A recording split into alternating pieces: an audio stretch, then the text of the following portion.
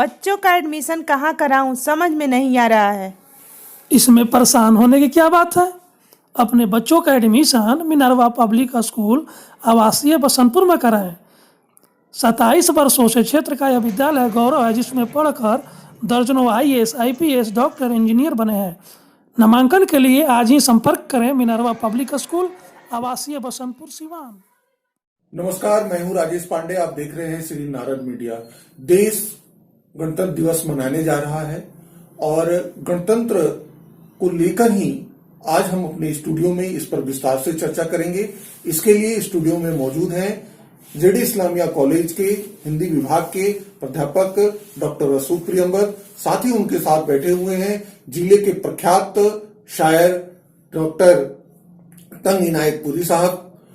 हम इनसे गणतंत्र को लेकर विस्तार से चर्चा करें। अशोक सर से, सर ये जो तंत्र है वो गण के प्रति कितना संवेदनशील है? अपेक्षा तो यही की जाती है कि तंत्र गण के प्रति संवेदनशील रहेगा।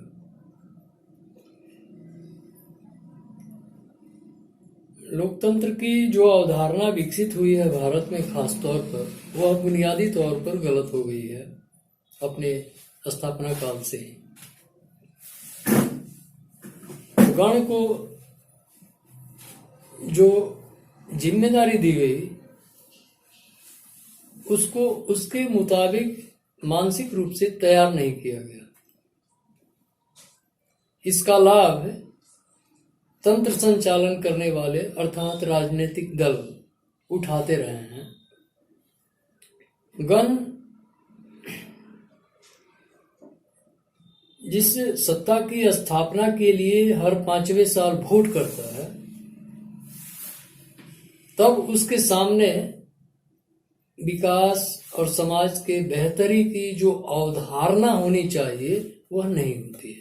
दुर्भाग्य से यह बुनियादी भूल आरंभिक दौर में ही हो गई, क्योंकि देश की अधिकांश जनता अशिक्षित थे, निर्धन थे, जात पात के अवधारणाएं उस पर ज्यादा प्रबल हो गई और वही बलवती होती गई उत्तरोत्तर, जिसका नतीजा ये हुआ कि नेता को भी कुछ करने की जरूरत नहीं रही, वह भी गैर जिम्मेदार हो गया। गण के पूर्वाग्रह ग्रस्त मानसिकता के कारण तंत्र गैर जिम्मेदार होता गया उत्तरोत्तर, और तत्कालिक जरूरतों को और भावनाओं का उबाल कर उस पर अपनी रोटी सेंकता रहा। उसका तात्कालिक परिणाम हम देख रहे हैं। जिन बिंदुओं पर जो चिंताएं हमें होनी चाहिए उससे हटकर हम सारी चिंताएं करते हैं। आज का ही संदर्भ लीजिए। CAA का जो परिप्रेक्ष्य है और जिस वजह से एक हिस्सा इसके विरोध में सड़क पर उतरा है और विपक्षी पार्टियां गैर जिम्मेदार तरीके से लोगों को भड़का रही हैं, बहला रही हैं, उनमें उत्तेजना और आवेश पैदा कर रही हैं। यह एक गैर जिम्मेदार काम है। जिम्मेदार राजनीतिक दल या व्यक्ति ऐसा नहीं कर सकता है देश के प्रति, समाज के प्रति। क्योंकि तोड़ना, भड़काना, बिखराना ये उनकी नियति रही है शुरू से ही, और इसमें सभी पार्टियां पारंगत हैं। किसी एक की बात हम नहीं कर रहे। तंग साहब, आप समाज की चितेरा हैं और समाज का आप बखूबी मंचों पे उठाते रहते हैं। ये 71 वर्षों में जो समाज को जितनी तरक्की करनी चाहिए, खासकर सामाजिक सांस्कृतिक रूप से, वो उसमें दिखाई नहीं देता है और ये माना जाता है कि उसका कहीं न कहीं जो परिणाम है वो तंत्र ने गण के लिए उतना नहीं किया जितना उससे अपेक्षा की जाती थी। ऐसा क्यों है? देखिए, मेरा मानना ये है कि हम जहां से चले, जो नींव हमने रखी, वह नींव कहीं न कहीं हम जहां रखा जाना चाहिए वहां नहीं रख पाए, और बाद में एक तुष्टीकरण की राजनीति चलने लगी। यह तो स्वभावतः यह कहा जा सकता है कि मनुष्य एक स्वार्थी प्राणी जो होता है, और उसने देखा कि गण के प्रति हम संवेदनशील होते हैं, उससे हमें कितना लाभ मिलता है, और अगर हम संवेदनशील नहीं होते हैं और अपने स्वार्थ के लिए कोई दूसरा रास्ता अख्तियार करते हैं तो उसका क्या लाभ हमें मिलता है।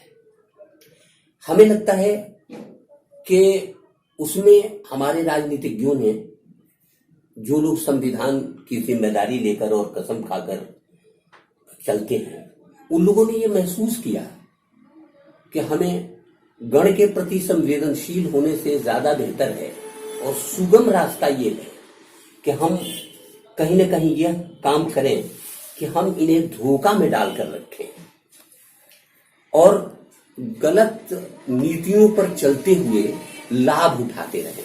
यह सिलसिला आगे बढ़ता रहा, हम आगे बढ़ते रहे। और आप एक एग्जाम्पल के तौर पर मैं आपको बताना चाहता हूं कि संविधान सभा में सीवान का बड़ा योगदान रहा है, और संविधान निर्माण के वक्त सीवान की इस माने में भी एक भूमिका रही कि देश रत्न डॉक्टर राजेंद्र प्रसाद को, जहां तक मुझे याद है, संविधान सभा का अध्यक्ष मनोनीत किया गया, लेकिन कहीं संविधान निर्माताओं में उनका नाम नहीं लिया जाता है। यह दुखद विषय है, और नाम उनका लिया जाता है जहां वोट बैंक दिखाई देता है। तो यह संविधान के निर्माण करने वालों में संविधान के प्रति जिन लोगों ने अपने कैलिवर का इस्तेमाल किया, उसमें सबका नाम आना चाहिए था, लेकिन राजेंद्र प्रसाद जी का नाम क्यों लिया जाए, उसका लाभ क्या मिलने वाला है, यह हमारे राजनीतिज्ञों ने समझा। मैं समझता हूं कि संविधान को परे रखकर, संवेदना को अलग हटाकर, हम सिर्फ तंत्र को इस रूप में इस्तेमाल करते रहे कि जिससे गण का कोई रिश्ता न बने, और जानबूझकर ऐसा किया गया। ऐसा नहीं है कि ऐसा किया जाना स्वभावतः ऐसा हो गया, बल्कि जानबूझ के ऐसा किया गया कि गण तंत्र से अलग कट कर रहे, जिसमें संवेदनाएं मर गई, जिनमें सारी बातें जो होना चाहिए था इस देश के लिए, संविधान के प्रति हमारी जो जिम्मेदारियां थी, उन तमाम बातों को हम एक तरह से दरकिनार करने लगे, और उसका लाभ हमें मिलता गया।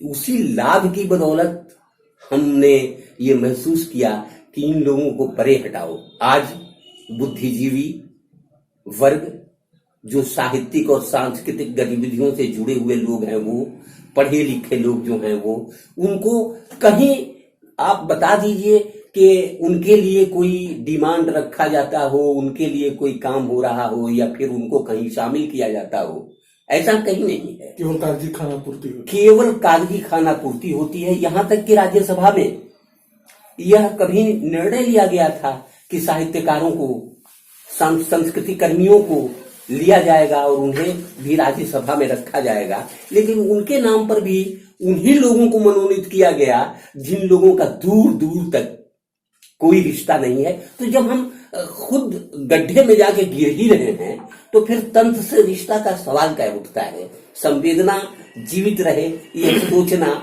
मुझे लगता है कि आज के परिप्रेक्ष्य में, आज देख लीजिए, आज जितने जुलूस, जितने तरह की बातें हो रही हैं, संविधान को पर सारी चीजों को दरकिनार करके हम अड़े हुए हैं कि हम ये करा लेंगे, हम ऐसे कर लेंगे। कभी हमने सोचा है कि संविधान के प्रकाश में हमें आगे बढ़ना चाहिए? न तो राजनीतिज्ञ सोचते हैं, न वो लोग सोचते हैं जिनको उनका कोई कसूर नहीं है। वो लोग तो जानते ही नहीं है कि संविधान है क्या, लेकिन बाकी लोग ऐसा करते रहे हैं। मुझे लगता है कि हम गलत रास्ते पर चल रहे हैं और गलत रास्ते पर चलने की वजह से ऐसा कुछ हुआ है। डॉक्टर साहब, सबसे बड़ी बात है कि हमारे देश में न्यायपालिका, विधायिका, कार्यपालिका है। न्यायपालिका कानून का व्याख्या करती है, लेकिन विधायिका और कार्यपालिका मिलके ये लोग कानून बनाते हैं, कार्यपालिका उसको लागू करती है। लेकिन जो कार्यपालिका है वो परमानेंट एग्जीक्यूटिव है, वो हमेशा जीवन पर्यंत बनी रहती है। तो जो कार्यपालिका है ये कहीं ना कहीं ये माना जाए कि उन्होंने बढ़िया से काम नहीं किया। आप शिक्षा का उठा लीजिए, आप पुलिस व्यवस्था को उठा लीजिए, राजस्व उठा लीजिए, आप स्वास्थ्य उठा लीजिए। ऐसा क्या कारण है कि हमारे बाद के आजाद हुए देश, जापान लीजिए, मलेशिया लीजिए, इजराइल लीजिए, वहां पे इस तरह की व्यवस्था बना के और उन लोगों ने बहुत तरक्की कर ली, लेकिन हम लोगों के पास इतना अच्छा तंत्र, इतने अच्छे बुद्धिजीवी, इतना अच्छा संविधान, इतनी अच्छी कड़ी मेहनत के बाद ये अधिकारी सिलेक्ट होके आते हैं। तो फिर ऐसा क्या कारण है कि ये जो तंत्र है, तंत्र का मूल मकसद यही है कि जो हमारा एग्जीक्यूटिव है, जो हमारा कार्यपालिका है, वो क्यों नहीं संवेदनशील हो पा रहा है? देखिए राजेश जी, यह बुनियादी भूल हमारी हुई है। एक नवोदित राष्ट्र जिसकी दर्द और पीड़ा की सदियों वर्ष कहानी हो, अंतहीन, और वो एक राष्ट्र उदित हो रहा है, उसकी अपेक्षाएं, आकांक्षाएं बहुत विशाल हैं, और उन आकांक्षाओं को पूरा करने के लिए जो विधायिका, कार्यपालिका और न्यायपालिका स्थापित की गई, खास तौर पर वह पुरानी जो जमींदारी प्रथा थी अंग्रेजों के समय में, उसका ट्रांसफॉर्मेशन था, रूपांतरण था।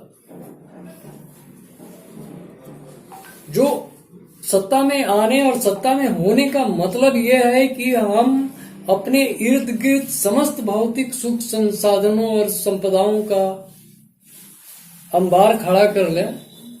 तो इस देश की निरीह, गरीब, दलित, दमित, अशिक्षित जनता करा रही है, और शासक वर्ग अपने लिए पाश्चात्य सांस्कृतिक बोध से लैस होकर विलासिता में आकंठ डूबता जा रहा है।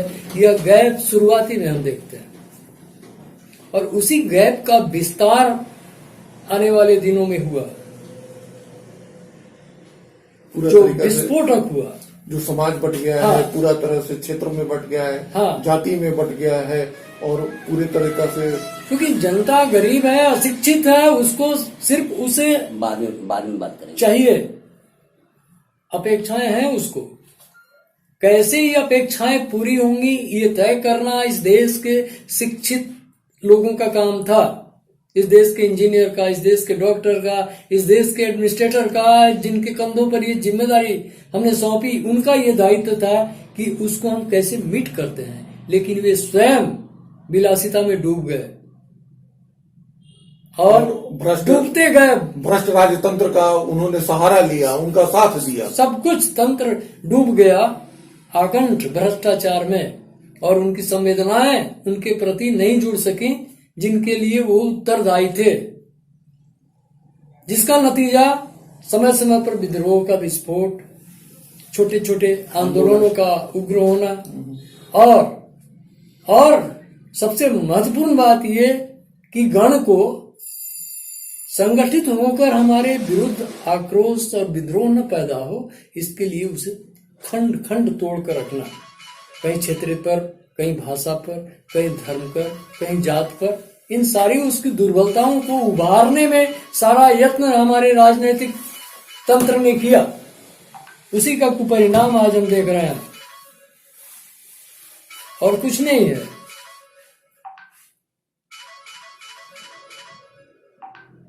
आने वाले दिन, अब ये आज का दिन काफी चुनौतीपूर्ण है, क्योंकि अभी जो सरकार बनी है वह गलत या सही एक कमिटमेंट पर आधारित सरकार है।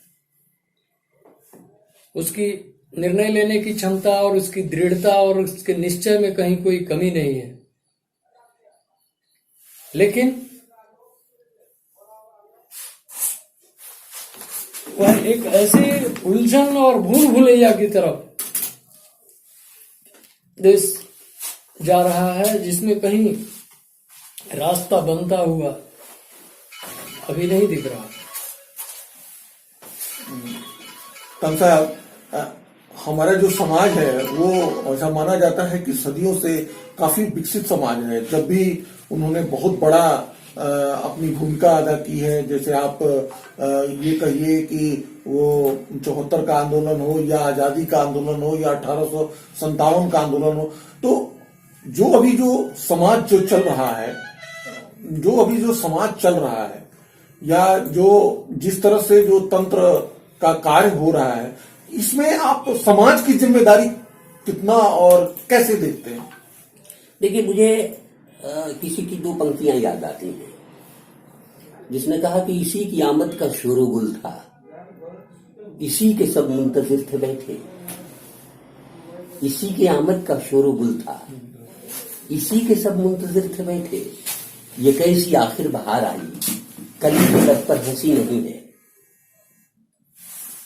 आज जिन बातों को मैं पुनः उन्हीं बातों को दोहराता हूं कि हम, आपने कहा कि कार्यपालिका, न्यायपालिका और विधायिका, ये तीनों का तारतम्य नहीं है।